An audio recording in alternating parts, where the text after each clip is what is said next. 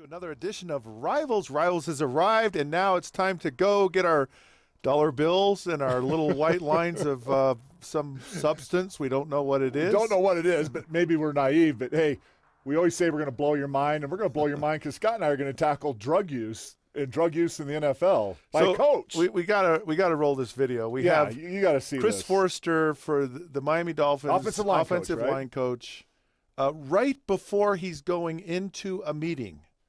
If you could imagine that, Jason. I mean, is that what you did before you went into a meeting in the NFL? Yeah, right. Oh man. Although I had a few coaches that like maybe this is what was going on. Oh, you have some coaches sometimes that you wonder. Anyway, so he's sending this video to his listen to the dude. Yeah, to his stripper friend, who apparently is in Las Vegas, and just talking about all the great times they have together. This is happening in the Dolphins facility right before he's going into a meeting. So in other words, he's on the job, he's at work, and he's blowing a few lines here. And he's such a genius that he's gonna film himself in an immoral criminal type act and then send it to a stripper in Vegas, not thinking that it's going to get out anywhere. And he's like a genius. And she posts this because she's tired of the injustices that are going on as part of the Colin Kaepernick, whatever. Yeah. And she's going to reach out and say, "So I'm going to get this slash boyfriend." So help me with this, Jason. How do you? Where is the connection? What is? I mean, there's so much we could go with this, but let's start here. Where is the connection? By posting this video, how is she bringing to light the injustice and the inequality of African American people in general in the world? And the woman, by the way, is African American. Yeah. So what does this do? But it doesn't have anything to do with this. What does it do? I don't care if that coach was white or black or brown or pink or whatever. He is a stupid coach. Is she saying that? Right? Is she saying that the white coaches are allowed to do this, but the other minorities aren't? Or what? I don't understand. Right. I don't understand the connection. Other than I think she says, "Here's a white person, and I'm going to basically destroy their career." I mean, essentially destroyed his career. You know, is what and he destroyed his own career. I mean, he did. He was stupid. He made it. And that's the point I get at on. No, he's not stupid. Really? No, he is like beyond stupid. I mean, He is like moronically, like incompetently, really stupid. And you know what? And sin is irrational. I mean, it's not rational. And when people get to that point, look at the decision he made to send it to a stripper in Vegas, a video that lives forever, right? And he's not thinking straight. And you wonder, where do they get to in their life to the point where they make decisions like this? You know, I mean, I think of the family. You see this picture of his beautiful kids and his beautiful wife that he hasn't been with for 12 years or whatever. And I'm thinking of the family responsibility when I see that. I'm like, you know what? My 84-year-old dad, he would drive 400 miles down here and beat my ass if he saw something like this, for me to humiliate my family and do something like that. I mean, the accountability and the pain and the hurt to the family that goes out from one stupid decision like this. You think his life is sunk to a point to make that decision? I mean, we saw all kinds of screwy stuff in the NFL, right? And we never hung around that crowd. And you'd see some players that you knew were guilty of drugs. You could tell they were. Even when we went around it, you knew they were doing it. I had a coach, my D-line coach, first D-line coach at the Bengals, and he'd sit there and open up his drawer and go, hey, look at all these these prescription bottles in there. You know, look at all these prescription drugs, like stuff like that. Man, it's so awesome to have a pharmacist as a friend. And he would always be like buzzing as a kite, all this prescription stuff. You're like, what an idiot. Well, and there is a culture of drug use in the NFL. I mean, in professional sports, and it's a lot of money. There's a lot of money there, but typically this was something you might see from a player.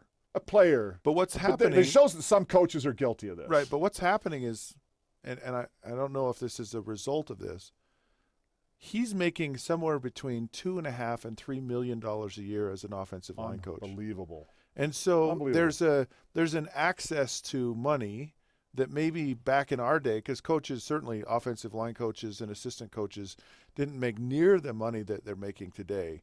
And so he has the money, he has the opportunity to do this, and you wonder if that plays into this decision. I mean, obviously he's not concerned about his career or whatever's going on. It's a very high stressful job, right? The NFL. I mean, it's long hours in the fall, and there's a lot of stress and pressure on you, and most coaches, get fired and roll over to another team every 2 to 4 years, right? Most of the time, unless you're really lucky and get on a Joe Gibbs staff or a Tom Landry or somebody that stays for a while.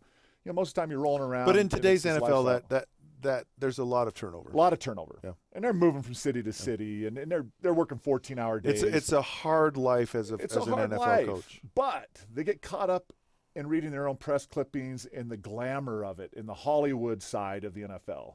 And it's not Hollywood, but there's a Hollywood side kind of. I think the NFL's gone Hollywood, actually. Yeah. I really do. Yeah, and there's guys that don't handle it. The bad women are available to them, and then they find drugs that are available to them. And there's certain men that cannot say no to it. And then there's the good guys in the locker room that never get recognized, that stay disciplined, stay loyal to their families, don't take drugs, stay clean, be professional, take care of business, right? Which, on some teams that group is much larger. I think the championship teams have a very huge, strong, clean group with a smaller, bad group. I think the NFL and the use of drugs, I don't think it's diminished from our time. And I know my experience.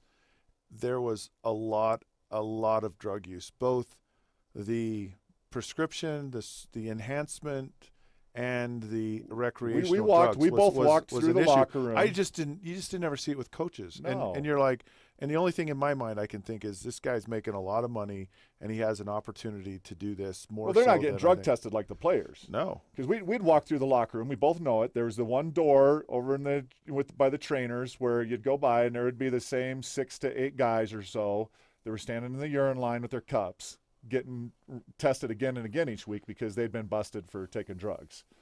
And the public never saw it really, but on the team you'd see the same guys pretty much getting drug tested each week. So is this a one-off thing for coaches, or is this kind of a culture that we just don't know about that's kind of been exposed and maybe we don't know that answer?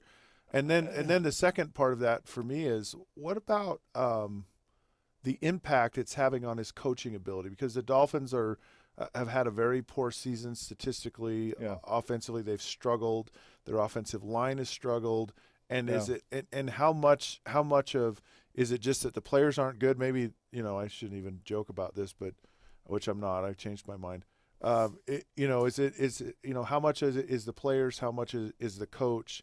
And this addiction and this problem playing into this. Well, it definitely affects his performance. You cannot live a life like that and not have that affect your performance. Now, when I look at coaches and coaching staffs, I would suspect that there is a drug problem out there, albeit a very smaller percentage. I would not expect the coaching staffs to have as big of a problem as the players do.